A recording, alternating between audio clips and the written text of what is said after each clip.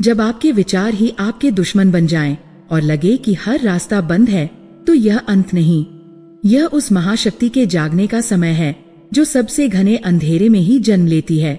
नमस्कार दोस्तों, मैं हूँ पूनम और आप देख रहे हैं मेरा चैनल पुनःमृत। यहाँ मैं लेकर आती हूँ आपके लिए पुरानी ज्योतिष और पौराणिक कथाएं जो आपके जीवन को ज्ञान और भक्ति से भर देंगी। अगर वीडियो अच्छा लगे तो लाइक, सब्सक्राइब और शेयर जरूर करें। और हाँ, कमेंट बॉक्स में जय माता दी लिखना बिल्कुल न भूलें। रोहन एक ऐसा नाम था जो सफलता का पर्याय बन चुका था।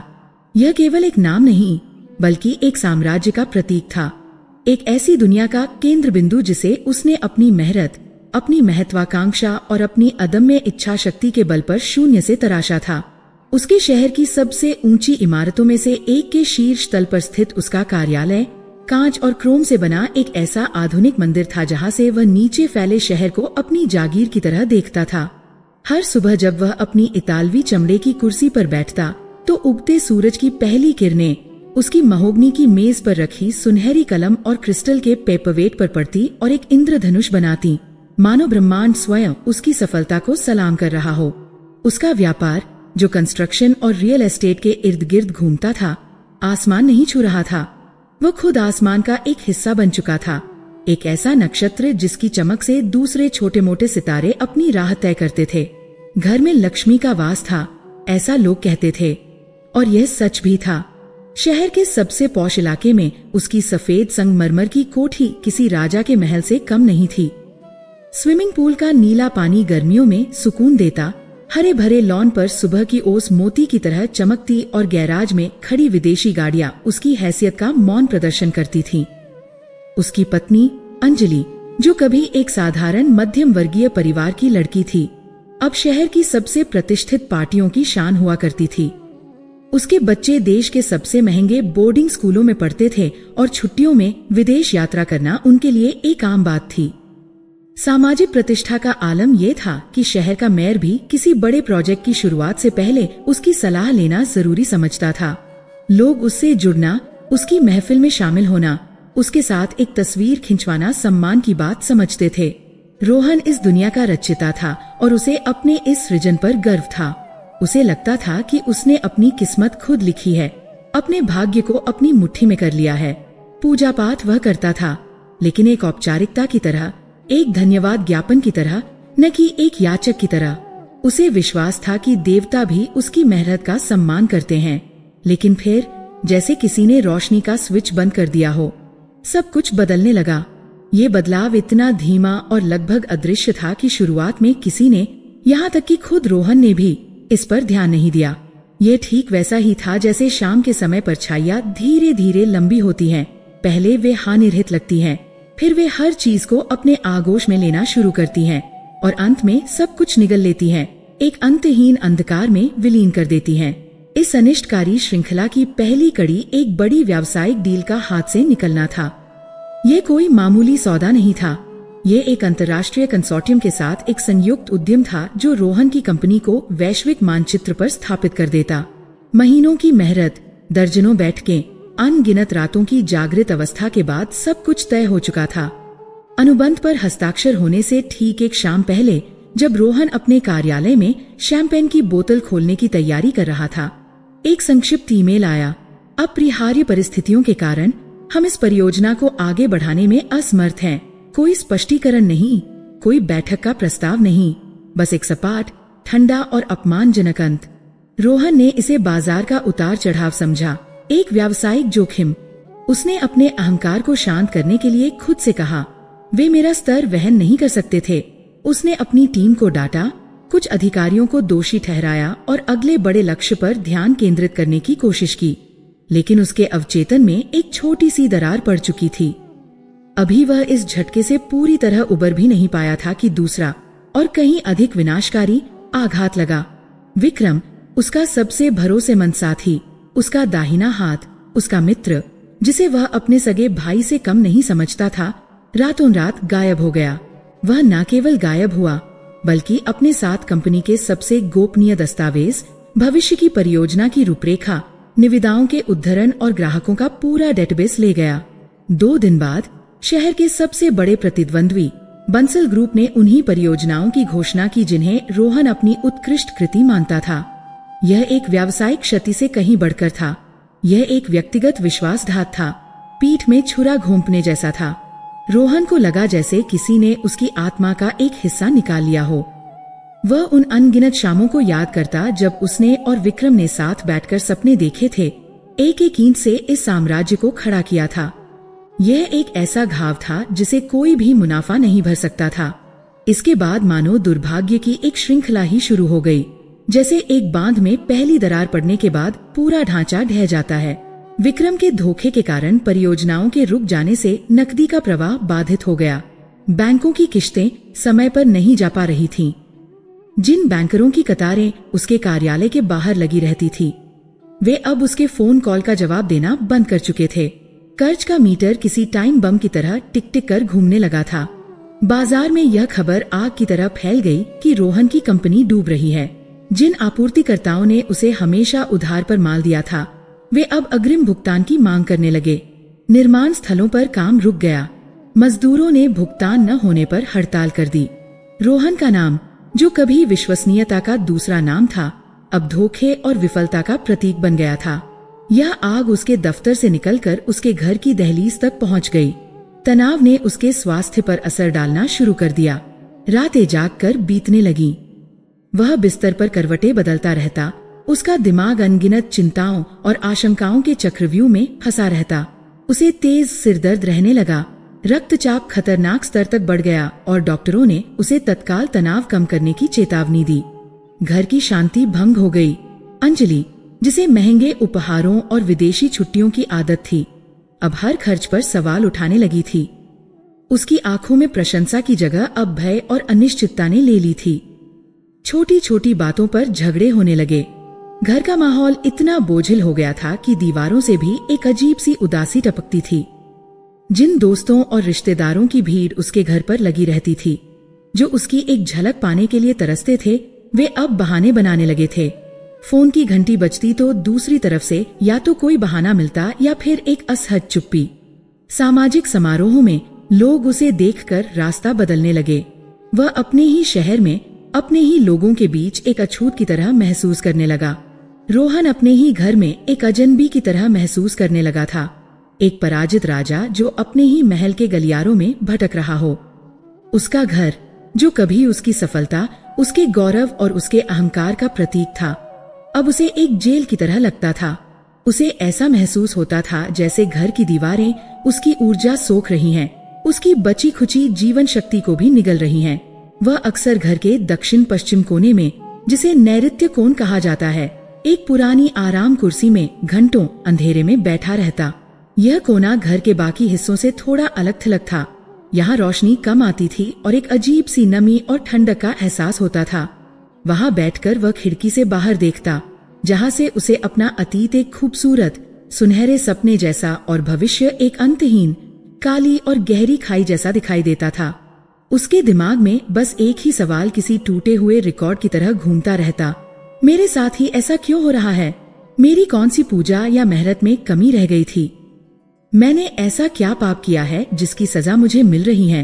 एक दिन जब वह निराशा के उस चरम पर था जहाँ आंसू भी सूख जाते हैं और आत्मा सुन्न हो जाती है, उसके घर उसके मामा आए। वे माँ की तरफ से दूर के रिश्तेदार थे और अक्सर नहीं आते थे।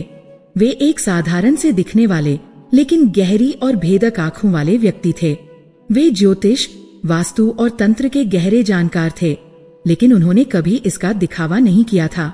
उन्होंने रोहन की बिखरी हुई हालत देखी, उसके उलझे हुए बाल, बढ़ी हुई दाढ़ी और धंसी हुई आंखें। उन्होंने उसके चेहरे पर छाई निराशा और हार को एक ही नजर में पढ़ लिया, लेकिन कुछ कहा नहीं। उन्होंने कोई सहानुभूति नहीं जताई, कोई झूठी दिलासा नहीं दी। रोहन ने बेमन से सिर हिला दिया। मामाजी धीरे धीरे घर के हर कोने में गए। उनकी चाल में एक अजीब सी स्थिरता थी। वे दीवारों को छूते, हवा को महसूस करते और हर वस्तु को ऐसे देखते मानो वे उसके भौतिक स्वरूप के पार उसकी ऊर्जा को देख रहे हों। वे घूमते घूमते अंत में ठीक उसी दक्षिण पश्चिम कोने में आकर रुक गए जहां रोहन अपना ज्यादातर वक्त बिताता था। वहां एक अजीब सी सीलन की गंध थी जो किसी महंगे रूम फ्रेशनर से भी नहीं दब रही थी।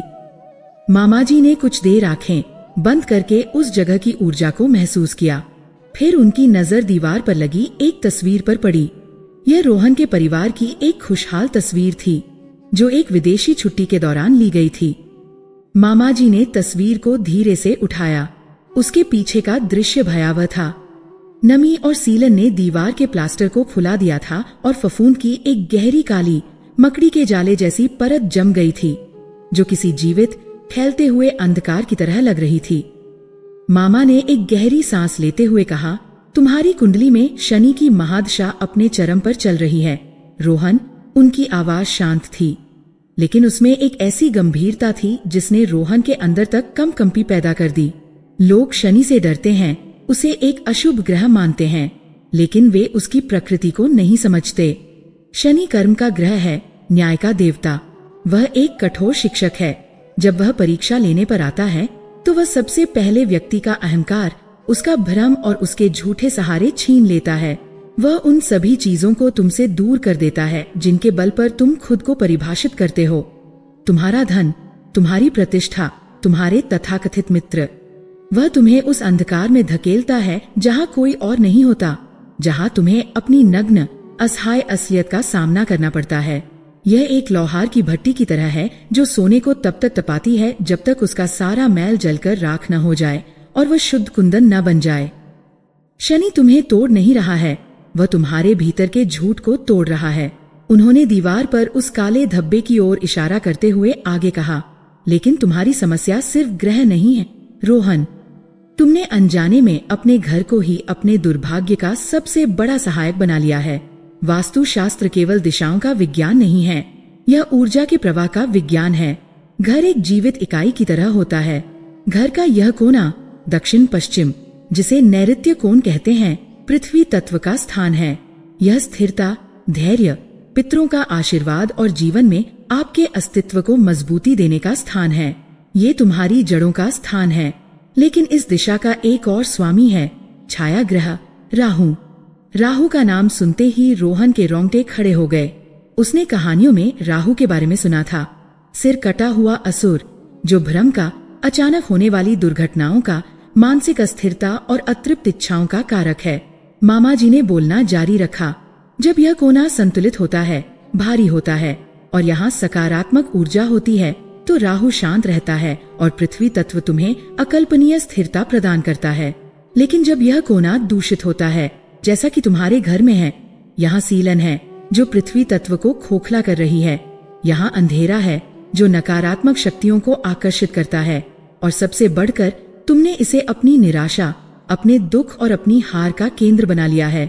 तुम यहाँ बैठकर घंटों अपनी विफलता पर शोक मनाते हो। तुम्हारे नकारात्मक विचार इस स्थान की ऊर्जा को और भी जहरीला बना रहे हैं। यह दूषित नैऋत्य कोण राहु की नकारात्मक ऊर्जा को एक एम्पलीफायर की तरह कई गुना बढ़ा रहा है। शनि बाहर से तुम्हारी परीक्षा ले रहा है और राहु भीतर से, तुम्हारे अपने घर के अंदर से, तुम्हारे आत्मविश्वास को दीमक की तरह खा रहा है। तुम एक ऐसे चक्रव्यूह में फंस गए हो रोहन, जिसे तुमने अनजाने में खुद ही मजबूत किया है। तुम्हारा घर अब तुम्हारा किला नहीं, तुम्हारा कारागार बन चुका है। रोहन की आंखों से आंसू बहने लगे। वर्षों बाद वह किसी के सामने इतना कमजोर महसूस कर रहा था। उसने कांपती आवाज में पूछा, तो क्या कोई रास्ता नहीं है मामाजी? क्या सब कुछ खत्म हो जाएगा? मामाजी के चेहरे पर एक रहस्यमयी मुस्कान आई, एक ऐसी मुस्कान जिसमें दया भी थी और एक गहरी समझ भी। रास्ता हमेशा होता है बेटा, लेकिन हर ताले की एक ही चाबी नहीं होती। जब अंधेरा अपनी चरम सीमा पर होता है, जब दुर्भाग्य के बादल इतने घने हो जाते हैं कि आशा की एक भी किरण दिखाई नहीं देती, जब तुम्हारे सारे देवता और तुम्हारे सारे उपाय विफल हो जाते हैं, तब उस शक्ति का आह्वान किया जाता है जो स्वयं अंधेरे से जन्मी है, जो अंधकार पर शासन करती है। यह समय माँ दुर्गा के उस स्वरूप को पुकारने का है जिससे देवता भी भय खाते हैं। यह समय उस शक्ति को जगाने का है जो महाविनाश और महासृजन दोनों की क्षमता रखती है। ये समय काल रात्रि का है। काल रात्रि का नाम सुनते ही रोहन के भीतर एक अनजाना सा भय दौड़ गया। उसने माँ दुर्गा के सौम्य रूपों की पूजा की थी, लेकिन काल रात्रि, जिनका स्वरूप घोर अंधकार के समान काला है, जिनके केश बिखरे हुए हैं, जो गर्दब पर सवार हैं, और जिनकी 3 आंखें ब्रह्मांड के समान गोल हैं, जिनसे अग्नि की ज्वालाएं निकलती हैं, वह तो विनाश की देवी है। मामाजी जैसे उसके मन के विचार पढ़ रहे हों। तुम उसे विनाश की देवी समझते हो क्योंकि तुम अंधकार से डरते हो। काल रात्रि का अंधकार बाहरी अंधकार नहीं है, वह तुम्हारे भीतर के अहंकार, भय, मोह और निराशा के अंधकार का नाश करती है। वह उस विष को पीती है जिसे शनि और राहु ने तुम्हारे जीवन में घोला है, लेकिन उन्हें जागृत करने की एक विधि है। वह तुम्हारी मीठी मीठी प्रार्थनाओं और नारियल फूल से प्रसन्न नहीं होती। वह तुम्हारे साहस की परीक्षा लेती है। वह तुमसे बलिदान मांगती है। कैसा बलिदान मामा जी? रोहन ने उत्सुकता से पूछा।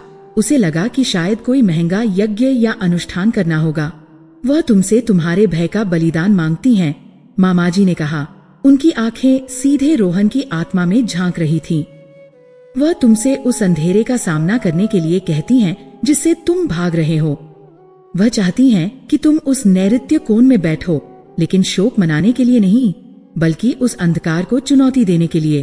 वह चाहती हैं कि तुम अपने भीतर उस बिंदु तक जाओ जहां तुम्हें लगे कि अब सब कुछ समाप्त हो गया है, और फिर उस समाप्ति के बिंदु से एक नई शुरुआत की शक्ति को पुकारो। उनकी साधना कोई पूजा नहीं, एक युद्ध है अपने ही मन के राक्षसों के विरुद्ध। ये कहकर वे चुप हो गए। उन्होंने रोहन को कोई उपाय नहीं बताया, कोई मंत्र नहीं दिया, कोई यंत्र स्थापित करने को नहीं कहा। उन्होंने बस उसके मन में एक चिंगारी सुलगा दी थी और उसे एक गहरे खतरनाक रहस्य के मुहाने पर लाकर छोड़ दिया था। रोहन को पहली बार ये एहसास हुआ कि उसकी लड़ाई उसके व्यापार, उसके प्रतिद्वंद्वियों या उसके कर्ज से नहीं है।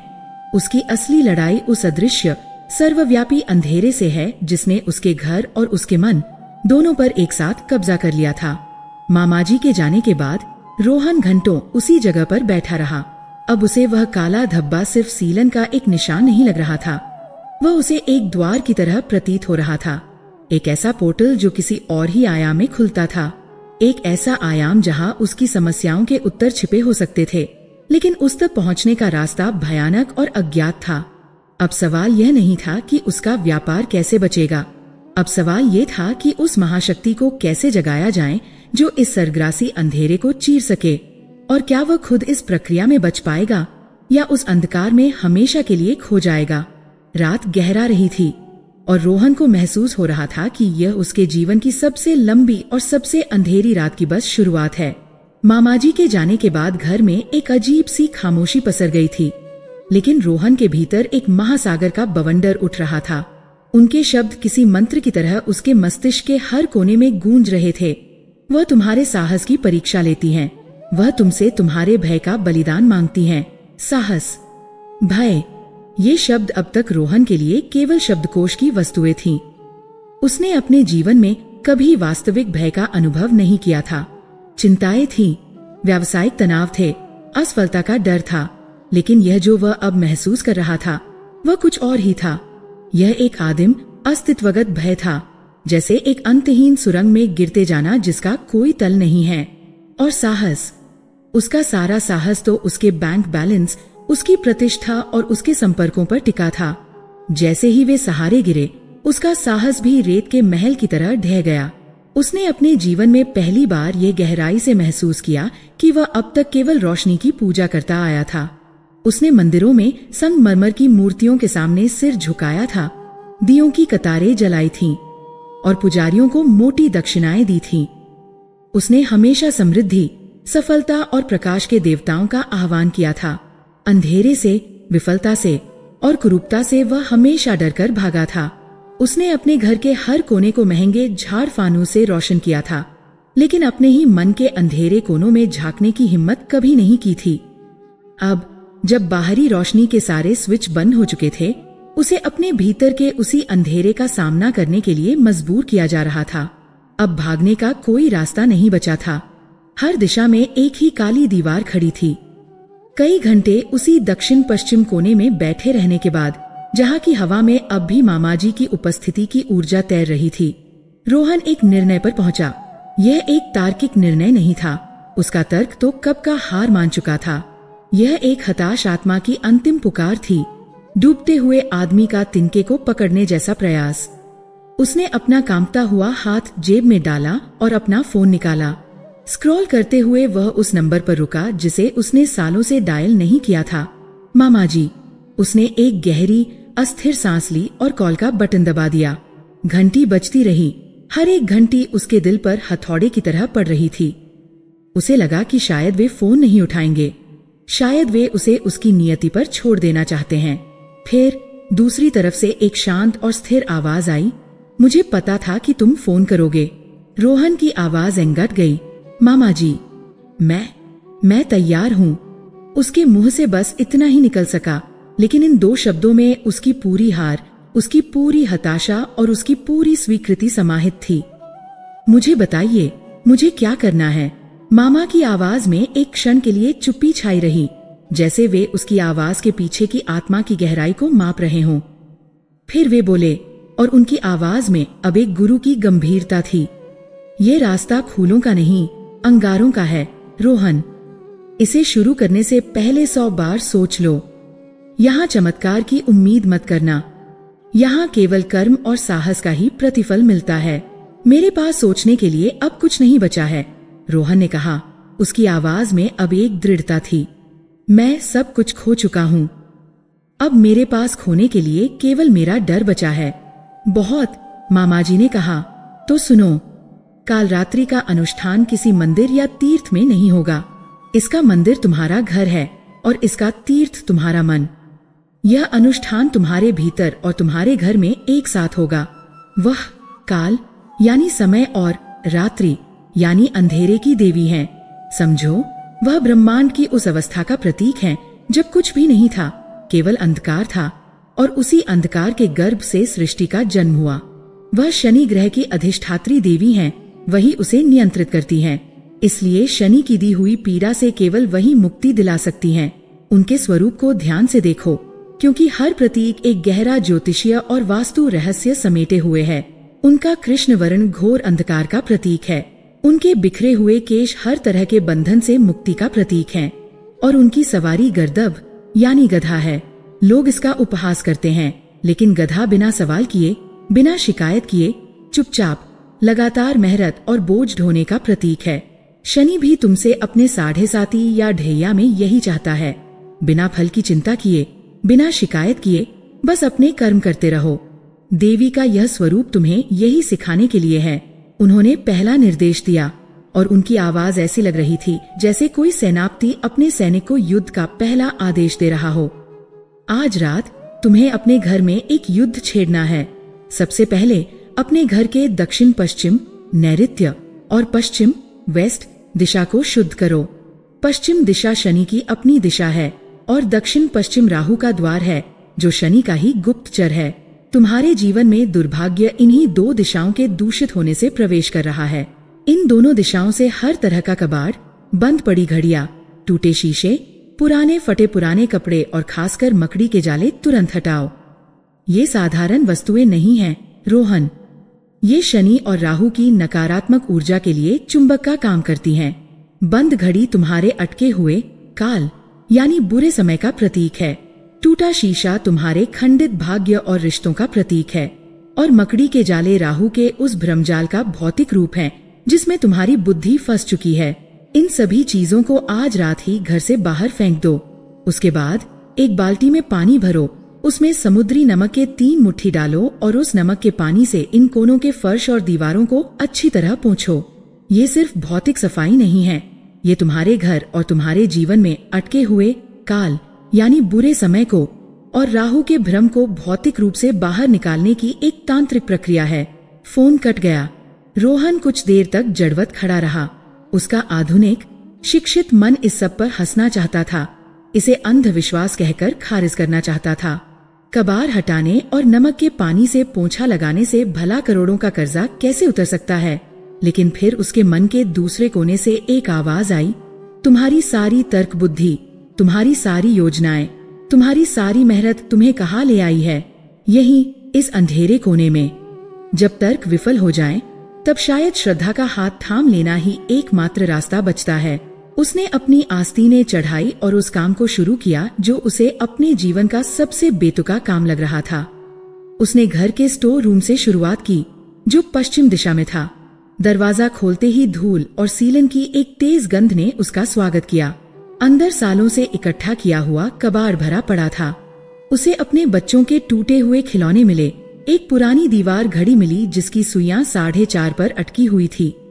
एक बड़ा सा आईना मिला जिसका एक कोना चटका हुआ था, जिसमें उसका चेहरा भी खंडित दिख रहा था।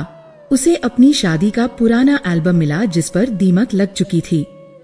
हर एक वस्तु उसके सफल अतीत का एक टूटा हुआ अवशेष थी, जो अब उस पर व्यंग्यात्मक रूप से हंस रही थी। जैसे जैसे वह उस कबाड़ को बोरियों में भर रहा था, उसे अजीब तरह से महसूस हुआ जैसे वह अपने मन के भीतर जमी हुई कड़वी यादों, असफलताओं की कहानियों और निराशा की भारी परतों को हटा रहा है। हर टूटी हुई चीज के साथ उसे लगा कि उसका कोई बोझ कम हो रहा है। उसने दीवारों पर लगे मकड़ी के जालों को साफ किया और उसे लगा जैसे उसके दिमाग पर छाए हुए भ्रम और अनिश्चितता के जाले साफ हो रहे हैं।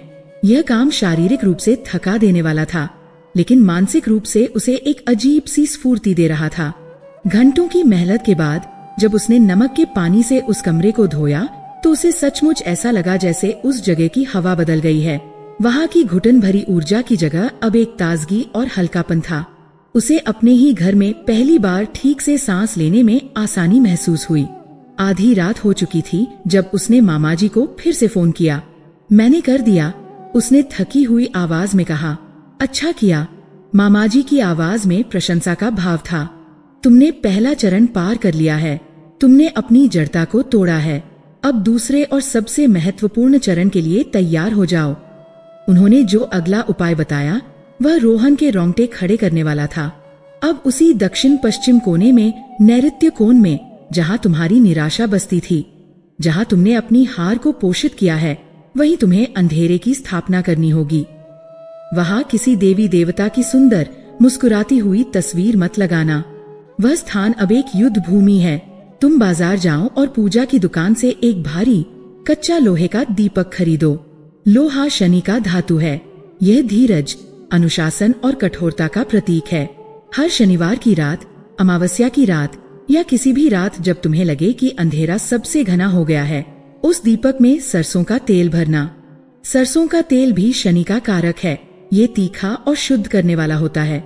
और उस तेल में एक लौंग का जोड़ा डालना। लौंग तंत्र में ऊर्जा को केंद्रित करने और नकारात्मक शक्तियों को दूर रखने के लिए प्रयोग होती है। फिर उस दीपक को जलाना। ये पूजा नहीं है रोहन, मामा ने जोर देकर समझाया। यह एक स्वीकृति है, एक घोषणा है। तुम शनि और राहु की ऊर्जा से लड़ नहीं रहे हो, तुम उनका सम्मान कर रहे हो। तुम उस अंधेरे कोने में प्रकाश का एक छोटा सा दीपक जलाकर कह रहे हो, हे शनि, हे राहु, मैं तुम्हारे दिए हुए इस अंधेरे को, इस पीड़ा को, इस एकांत को स्वीकार करता हूँ। मैं इससे भागूंगा नहीं। और देखो, इसी अंधेरे के गर्भ में मैं अपनी चेतना और अपने साहस का यह दीपक जला रहा हूँ। ये तुम्हारे संकल्प का प्रतीक बनेगा।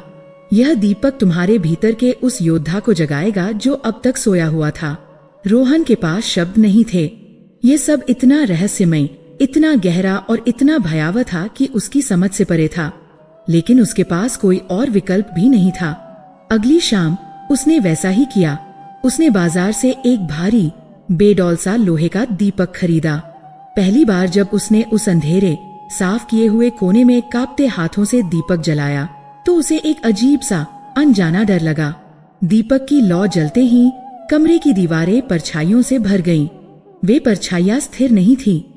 वे लौ की रोशनी में नाच रही थीं, अपने आकार बदल रही थीं। एक पल को उसे लगा कि वे परछाइयां जीवित हो गई हैं, कि वे उसके कर्जदार हैं, उसके दुश्मन हैं, जो उसे घूर रहे हैं, उसका मजाक उड़ा रहे हैं। उसे लगा कि वह कोई बहुत बड़ी गलती कर रहा है, किसी अज्ञात शक्ति को अपने घर में आमंत्रित कर रहा है। उसका मन हुआ कि दीपक बुझा दे और भाग जाए, लेकिन फिर उसने अपनी आंखें बंद की और मामाजी के शब्दों को याद किया। उसने कांपते हुए खुद को उस दीपक के सामने बैठने पर मजबूर किया। उसने अपनी आंखें खोली और उस दीपक की लौ पर अपना ध्यान केंद्रित करने की कोशिश की। यह लौ डगमगा रही थी, हवा के हर झोंके के साथ कांप रही थी, लेकिन यह बुझ नहीं रही थी। यह अंधेरे से चारों ओर से घिरी हुई थी। परछाइयां इसे निगल जाने की कोशिश कर रही थीं, लेकिन यह अपना प्रकाश नहीं खो रही थी। ये छोटी थी, लेकिन जिद्दी थी। उसी क्षण जैसे बिजली कौंध गई हो, रोहन को मां कालरात्रि के स्वरूप का असली गहरा अर्थ समझ आया। वह सुंदर नहीं है, वह भयंकर है। वह सौम्य नहीं है, वह उग्र है। उनका रूप शत्रुओं के मन में भय पैदा करने के लिए है। और इस समय रोहन का सबसे बड़ा शत्रु कोई बाहरी व्यक्ति नहीं था, न उसका धोखेबाज साथी, न उसके प्रतिद्वंद्वी, नहीं बैंक। उसका सबसे बड़ा शत्रु तो उसके भीतर बैठा हुआ था। उसका डर, उसकी निराशा, उसकी आत्मग्लानि, उसकी हीन भावना। ये ही वो असुर थे जो उसका रक्त पी रहे थे। यह दीपक उन भीतरी असुरों, रक्त बीज, शुंभ निशुंभ के लिए एक खुली चुनौती थी। यह घोषणा थी कि इस शरीर के भीतर की चेतना अभी मरी नहीं है। तभी उसका फोन फिर बजा। मामा जी थे। मुझे पता है तुम डर रहे हो, उन्होंने कहा, जैसे वे वहीं मौजूद हों। अब अंतिम चरण का समय है। अब जब तक यह दीपक जले, उसके सामने पालथी मार कर बैठो, अपनी रीढ़ की हड्डी सीधी रखो और अपनी आंखें बंद कर लो और मां कालरात्रि के बीज मंत्र का जाप करो। मंत्र है, ऐ हरीक्ली श्री कालरात्र्यै नमः। लेकिन इस मंत्र का जाप तुम्हें जोर से, होठों से नहीं करना है, उन्होंने चेतावनी दी। इसका जाप तुम्हें अपने मन के भीतर, अपनी चेतना के केंद्र में करना है। इस मंत्र की ध्वनि तरंगे तुम्हारे मस्तिष्क की उन तंत्रिकाओं को सक्रिय करेंगी जो डर और तनाव पैदा करती हैं। ये तुम्हारे ऑरा, तुम्हारे ऊर्जा क्षेत्र को एक अभेद्य काले कवच की तरह घेर लेगा, ठीक मां के स्वरूप की तरह। यह मंत्र एक हथियार है, रोहन, इसे चलाओ। उस रात रोहन ने ठीक वैसा ही किया। वह उस दीपक के सामने बैठ गया। शुरू में उसका मन शांत होने से इनकार कर रहा था। हजारों विचार दौड़ रहे थे, लेकिन वह मन ही मन मंत्र दोहराता रहा, ऐ हरीक्ली श्री कालरात्र्यै नमः।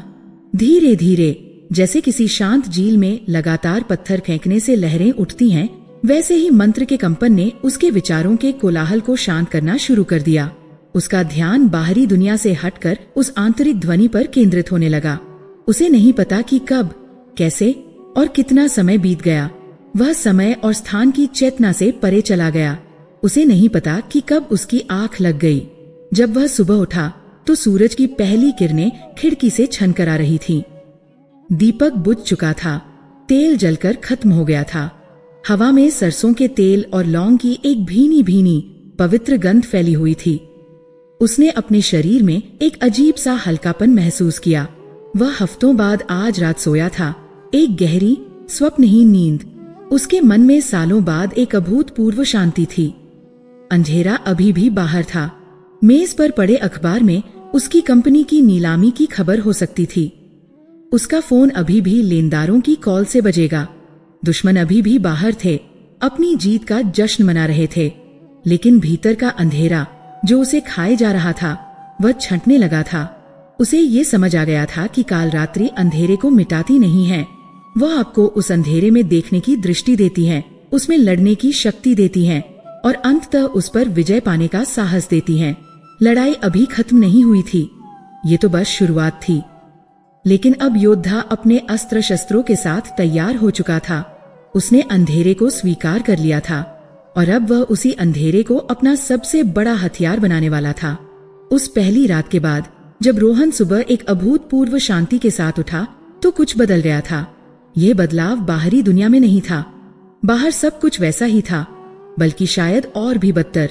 अखबारों में उसकी कंपनी की वित्तीय समस्याओं पर अटकलें लगाई जा रही थीं और उसका फोन लेनदारों और चिंतित कर्मचारियों की कॉलों से लगातार बजता रहता था। लेकिन यह शोर अब उसके भीतर प्रवेश नहीं कर पा रहा था।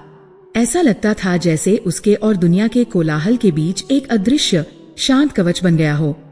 अंधेरे का अनुष्ठान जो एक हताश कार्य के रूप में शुरू हुआ था, अब उसके जीवन का लंगर बन गया। उसने इस अनुष्ठान को अपनी दिनचर्या बना लिया। हर शनिवार बिना किसी नागा के वह अपने घर के पश्चिम और दक्षिण पश्चिम कोने को उसी श्रद्धा से साफ करता जैसे कोई पुजारी मंदिर के गर्भगृह को करता है। वह हर वस्तु को हटाता, कोनों को नमक के पानी से धोता और हवा को शुद्ध करने के लिए गूगल का धुआं करता। यह अब एक बोझिल काम नहीं था, बल्कि एक ध्यान की प्रक्रिया बन गया था। उसे ऐसा महसूस होता था कि वह केवल अपने घर की धूल ही नहीं, बल्कि अपने कर्मों की धूल भी साफ कर रहा है, जो जन्म जन्मांतर से उसकी आत्मा पर जमी हुई थी। और फिर रात के सबसे गहरे प्रहर में वह उस लोहे के दीपक में सरसों का तेल और लौंग का जोड़ा डालकर उसे जलाता। वह टिमटिमाती लौ अब उसे डराती नहीं थी। वह उसे एक पुराने बुद्धिमान मित्र की तरह लगती थी, जो अंधेरे में चुपचाप उसका साथ दे रही हो। धीरे धीरे, सप्ताह दर सप्ताह, उसने अपने भीतर आश्चर्यजनक और गहरे बदलाव महसूस करने शुरू कर दिए। सबसे पहला और सबसे गहरा बदलाव उसके विचारों की प्रकृति में आया। अब उसे भविष्य की चिंता से वह तेज, सीने में उठने वाली घबराहट नहीं होती थी। उसे अब भी पता था कि वह दिवालिया हो सकता है, कि उसका घर नीलाम हो सकता है, लेकिन इन संभावनाओं ने अब उसे पंगु नहीं बनाया। उसका मन किसी तूफानी समुद्र की तरह उछलने के बजाय एक गहरी झील की तरह शांत और स्थिर हो गया था। उसे अब उन लोगों पर वह उबलता हुआ असहाय क्रोध नहीं आता था जिन्होंने उसे धोखा दिया था। विक्रम का चेहरा अब उसके मन में विश्वासघात की आग नहीं जलाता था, बल्कि अब उसे अपनी गलतियों का बोध होने लगा था। उसे याद आया कि कैसे सफलता के अहंकार में उसने विक्रम की सलाह को कई बार नजरअंदाज किया था, कैसे उसने सारा श्रेय खुद लेना शुरू कर दिया था। उसे यह भी एहसास हुआ कि उसने अपने प्रतिद्वंद्वी बंसल को हमेशा कम आंका था, उसे केवल एक शत्रु के रूप में देखा था, उसकी व्यावसायिक कुशलता को कभी स्वीकार नहीं किया था। ये शनि का सबसे बड़ा और सबसे कठोर उपहार था, आत्मज्ञान। शनि आपसे सब कुछ छीन लेता है ताकि आप उस मैं को देख सके जो इन सभी बाहरी उपाधियों के बिना मौजूद है। काल रात्रि का अंधेरा एक दर्पण बन गया था, जिसमें रोहन को अपनी असली नग्न छवि दिख रही थी, जिसमें कोई दिखावा नहीं था, कोई बहाना नहीं था, और इस आत्मज्ञान ने उसे कड़वा नहीं बल्कि विनम्र बना दिया था।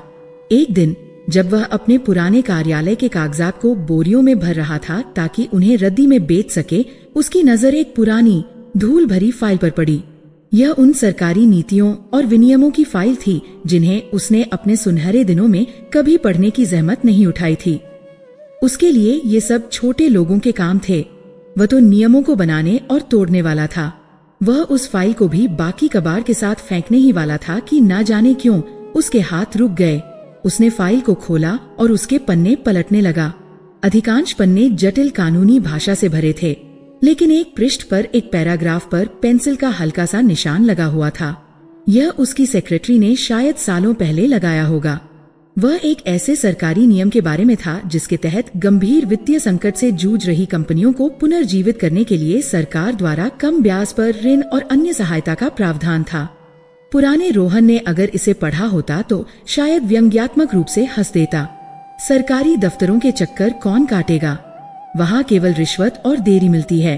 वह इसे एक और विफलता की गारंटी मानकर फाइल को फेंक देता, लेकिन उसके भीतर से एक नई, शांत और दृढ़ आवाज आई, कोशिश करो। इस आवाज में न तो झूठी आशा थी, न ही सफलता का अहंकार। इसमें केवल कर्म करने का एक सरल आग्रह था, ठीक उसी गधे की तरह जो बिना सोचे अपना बोझ उठाता है। नए रोहन ने उस विचार को खारिज नहीं किया।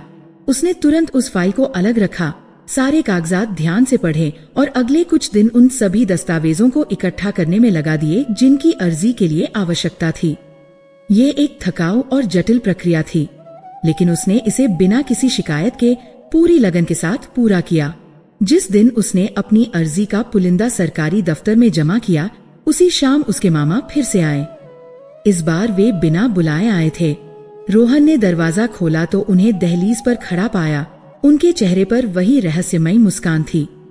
उन्होंने घर में प्रवेश करते ही एक गहरी सांस ली और कहा, घर की ऊर्जा पूरी तरह बदल गई है रोहन। अब यहाँ निराशा और भय की बासी गंध नहीं है। अब यहाँ एक शांत स्वीकृति और संघर्ष की पवित्र गंध है। तुमने अंधेरे को साध लिया है, तुमने शनि और राहु को सम्मान दिया है, और अब वे तुम्हारे शत्रु नहीं, तुम्हारे शिक्षक बन गए हैं। अब रोशनी का स्वागत करने का समय है। रोहन कुछ समझ नहीं पाया। रोशनी? लेकिन मामा जी, मेरी स्थिति तो जस की तस है। मामा जी मुस्कुराए। बाहरी स्थिति बदलने से पहले भीतरी आकाश बदलता है। तुमने अपने भीतर के आकाश में चेतना का दीपक जला लिया है। अब घर के आकाश को संतुलित करना है। उन्होंने उसे अंतिम और सबसे महत्वपूर्ण वास्तु रहस्य बताया। तुमने शनि और राहु के क्षेत्र को यानी पश्चिम और दक्षिण पश्चिम को शुद्ध और शांत कर दिया है। तुमने कर्म और भ्रम के देवताओं को उनका उचित स्थान दे दिया है, लेकिन धन, ज्ञान और सौभाग्य का प्रवेश द्वार अब भी बंद है। घर का उत्तर पूर्व कोना यानी ईशान कोण देवगुरु बृहस्पति का स्थान है। यह देवताओं का स्थान है जहाँ से ब्रह्मांड की सकारात्मक, सृजनात्मक और दिव्य ऊर्जा घर में प्रवेश करती है। ये तुम्हारे घर का मस्तिष्क है, तुम्हारा पूजा घर है। जाओ और उस कोने को देखो। रोहन उन्हें उस कमरे में ले गया जिसका उत्तर पूर्वी कोना घर के ईशान कोण में पड़ता था। यह उनका ड्राइंग रूम था। रोहन ने देखा कि घर का ईशान कोण ही सबसे ज्यादा उपेक्षित था। वहाँ एक बहुत बड़ा, पुराना और भारी डिजाइनर सोफा रखा हुआ था, जिसे अंजलि ने कई साल पहले इटली से मंगवाया था। यह इतना भारी था कि उसे सालों से हिलाया नहीं गया था। उसके नीचे धूल, जाले और न जाने क्या क्या कचरा इकट्ठा हो गया था। उस कोने में हमेशा अंधेरा रहता था और एक अजीब सी घुटन महसूस होती थी। मामा ने उस सोफे को देखकर अपना सिर हिलाया। ये तुम्हारे घर का सबसे बड़ा वास्तु दोष है, रोहन। ईशान कोण को हमेशा हल्का, खुला और साफ रखा जाना चाहिए। तुमने इस पर अपने घर की सबसे भारी वस्तु रखकर बृहस्पति के प्रवाह को, देव कृपा के प्रवाह को अवरुद्ध कर दिया है। तुमने शनि की कठोर परीक्षा तो पास कर ली, लेकिन तुम बृहस्पति का आशीर्वाद लेने से इनकार कर रहे हो। समझो इस रहस्य को। शनि आपको संघर्ष और पीड़ा के बाद अवसर का एक छोटा सा द्वार दिखाता है, लेकिन उस अवसर को सफलता और ज्ञान में बदलने का काम बृहस्पति का है। शनि कर्म है तो बृहस्पति भाग्य है, शनि मेहनत है तो बृहस्पति कृपा है। जीवन इन्हीं दोनों के संतुलन का नाम है। इस कोने से तुरंत यह भारी सामान हटाओ। इसे घर का सबसे हल्का, सबसे साफ और सबसे पवित्र स्थान बनाओ। यहाँ एक तांबे के पात्र में गंगाजल भरकर रखो और हो सके तो एक घी का छोटा सा दिया जलाओ। ऐसा करने से तुम्हारे घर का वास्तु चक्र पूरा हो जाएगा और ऊर्जा संतुलन में आ जाएगी। एक तरफ शनि का कठोर अनुशासन पश्चिम होगा तो दूसरी तरफ बृहस्पति का दिव्य आशीर्वाद उत्तर पूर्व। उसने अपने सबसे बड़े लेनदारों की एक बैठक बुलाई। जब वह बैठक में घुसा तो वह पुराना, अहंकारी और सफल रोहन नहीं था, और न ही वह टूटा हुआ, हारा हुआ रोहन था। ये एक नया व्यक्ति था जिसकी चाल में स्थिरता थी, जिसकी आंखों में शांति थी और जिसकी आवाज में एक अजीब सा ठहराव था। उसने कोई झूठे वादे नहीं किए, कोई बड़ी बड़ी बातें नहीं की। उसने पूरी ईमानदारी से अपनी गलतियों को स्वीकार किया, अपनी वर्तमान स्थिति को उनके सामने रखा और सरकारी सहायता से मिली राशि के आधार पर व्यवसाय को फिर से खड़ा करने की एक यथार्थवादी योजना प्रस्तुत की। उसकी आवाज में अब लाचारी और गिड़गिड़ाहट नहीं, बल्कि एक योद्धा का आत्मविश्वास था, जिसने अपनी सबसे बड़ी लड़ाई जीत ली हो, अपने ही मन के खिलाफ। लेनदारों ने, जो उसे अपमानित करने के लिए तैयार होकर आए थे, उसकी इस बदली हुई शख्सियत को देखा और वे प्रभावित हुए बिना नहीं रह सके। उन्होंने उसे मोहलत देने का फैसला किया और फिर रोहन ने सब कुछ फिर से बनाना शुरू किया। एक एक ईंट, एक एक रुपया, एक एक रिश्ता। लेकिन इस बार उसकी सफलता की नींव ईंट पत्थर और बैंक बैलेंस पर नहीं, बल्कि आत्मज्ञान, विनम्रता और मानसिक दृढ़ता की चट्टान पर रखी थी। उसे पहले से भी बड़ी सफलता मिली, लेकिन इस बार वह सफलता उसके सिर पर चढ़कर नहीं बोली। उसने अपने पुराने महल जैसे घर को बेच दिया और एक छोटे आरामदायक घर में रहने लगा, जिसका वास्तु उसने खुद मामाजी के मार्गदर्शन में संतुलित किया था। एक रात पूर्णिमा के आसपास, जब आकाश साफ था, वह अपने घर की छत पर बैठा था। उसने एक अंतिम और सबसे गहरा सत्य सीखा था, जो किसी किताब में नहीं लिखा था। माँ कालरात्रि जीवन से अंधेरे को हटाती नहीं है। यह सोचना ही मूर्खता है। अंधेरा तो सृष्टि का शाश्वत सत्य है, ठीक प्रकाश की तरह। वह आपको उस अंधेरे में आंखें खोलकर देखने की शक्ति देती है, ताकि आप समझ सकें कि जिसे आप बाधा समझ रहे हैं, वह वास्तव में आपकी परीक्षा लेने आया एक अवसर है। जिसे आप शत्रु समझ रहे हैं, वह आपका सबसे बड़ा शिक्षक है, जो आपको आपकी कमजोरियां दिखा रहा है। और जिस अंधेरी रात को आप अंत समझ रहे हैं, वही वास्तव में एक नई और गौरवशाली सुबह की शुरुआत है, क्योंकि बिना रात के सुबह का कोई अस्तित्व ही नहीं है। उनका अंधकार विनाशक नहीं, सृजनात्मक है। वह आपके पुराने, अहंकारी, कमजोर, स्व को उसी तरह नष्ट करती हैं, जैसे एक माँ अपने बच्चे के मैले कपड़े उतार कर फेंक देती है, ताकि आपके भीतर से एक अजेय, निर्भय और प्रबुद्ध आत्मा का जन्म हो सके। जीवन का सबसे बड़ा रहस्य यही है। सुबह होने से ठीक पहले का आकाश ही सबसे सुंदर और अनगिनत तारों से भरा होता है। रोहन ने उस आकाश की ओर देखा, एक गहरी कृतज्ञता की भावना के साथ, और मुस्कुरा दिया। उसने अंधेरे से दोस्ती कर ली थी और अब उसे किसी भी चीज का भय नहीं था।